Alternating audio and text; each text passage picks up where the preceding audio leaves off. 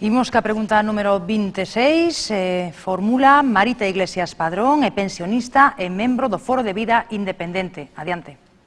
Hola, buenas tardes. Señor Blanco, creo que intuye por el ministerio que tiene la pregunta que le voy a hacer.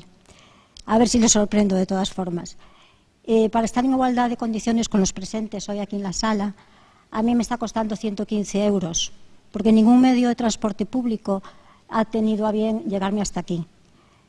Llego a la conclusión que a pesar de la legislación, de las leyes que han promulgado su gobierno y los anteriores, si tengo dinero compro derechos, si no tengo dinero no ejerzo derechos.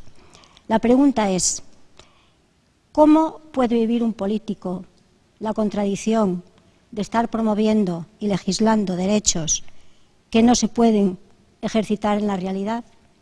Gracias. Mire, tengo la satisfacción de poder decirle que precisamente la Asociación de Discapacitados de España nos acaba de dar un premio al Ministerio de Fomento por hacer un plan muy ambicioso que es adaptar todos nuestros trenes para favorecer la accesibilidad.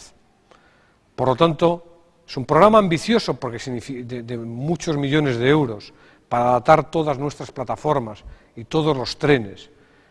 Es verdad que hay mucho en lo que se tiene que trabajar, en el terreno del transporte público, para garantizar la movilidad a las personas con discapacidad. Créame que siempre lo tengo presente. A la hora de planificar las actuaciones del Ministerio, me da igual cuando se esté planificando una estación de Renfe, de alta velocidad, perdón, no son de Renfe, son de Adif ahora, Renfe es la operadora, una estación de alta velocidad, un aeropuerto o simplemente la accesibilidad a los trenes. Desde luego, queda mucho terreno por conquistar, pero tiene toda la razón. Tenemos que hacer un esfuerzo para facilitar la movilidad a las personas que no pueden valerse por sí mismas.